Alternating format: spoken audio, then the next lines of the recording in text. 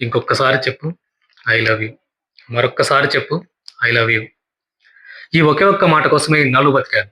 అవసరమైతే చావాలనుకున్నాను. ఈ ఒకే ఒక్క మాట కోసం నీ తోడే నా నీడగా, నీ ఊపిరి నా శ్వాసగా మిగిలాలనుకున్నాను. కానీ ఈ ఒకే ఒక్క మాట కోసం మీరు సర్వస్వాన్ని కోల్పోయి అనాథగా మిగిలిపోయాను. తల్లి గడుపులో ఉన్న బిడ్డ ఆడ మగ తెలుసుకోవడానికి కూడా 10 నెలల టైం చాలు. కానీ నీ మనసులో ఏమో తెలుసుకోవడానికి నాకు 4 ఏళ్ళు పట్టింది. తప్పు నీది కాదు సంధ్య, నాది. ఎందుకంటే ఈ అమ్మాయి ప్రేమను ఓ గంటలో, ఓ రోజులో, ఓ వారంలో, ఓ నెలలో లేదా ఓ సంవత్సరంలో తెలిసిపోతుంది. కానీ 4 ఏళ్లుగా నీ వెనకపడ్డ నేను మూర్ఖుడిని, పిచ్చివాడిని. ఈ పిచ్చిలో నేను ఒక్కడినే కాదు. నాలాంటి ఎన్నో వేల మంది యువకులు వైజాగ్ జగదంబ సెంటర్‌లో, హైదరాబాద్ అబిడ్స్‌లో, గుంటూరు జిన్నాడగూడ సెంటర్‌లో, విజయవాడ బెంజ్ సర్కిల్‌లో, ఒక్కచోట ఏమిటి ఆంధ్రదేశంలోని ప్రతి ఊర్లోనూ, ప్రతి సెంటర్‌లోనూ స్వచ్ఛమైన ప్రేమ కోసం పిచ్చివాళ్ళే తిరుగుతున్నారు.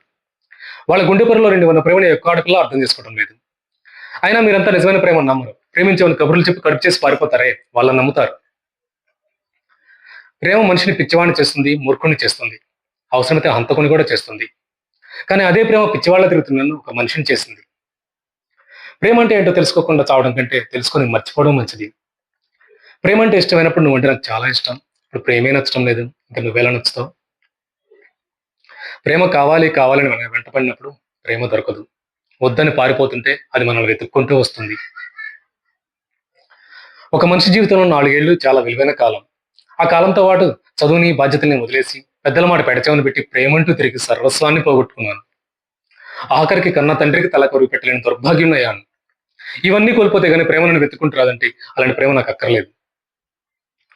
నేను ఈ నిర్ణయం తీసుకుంది నా ఒక్కడి కోసం కాదు. మన దేశమంతటా ప్రేమ పచ్చిపెట్టి తిరిగే ప్రతి యువకుడి కోసం, వాళ్ళ తల్లిదండ్రుల కోసం. Good bye.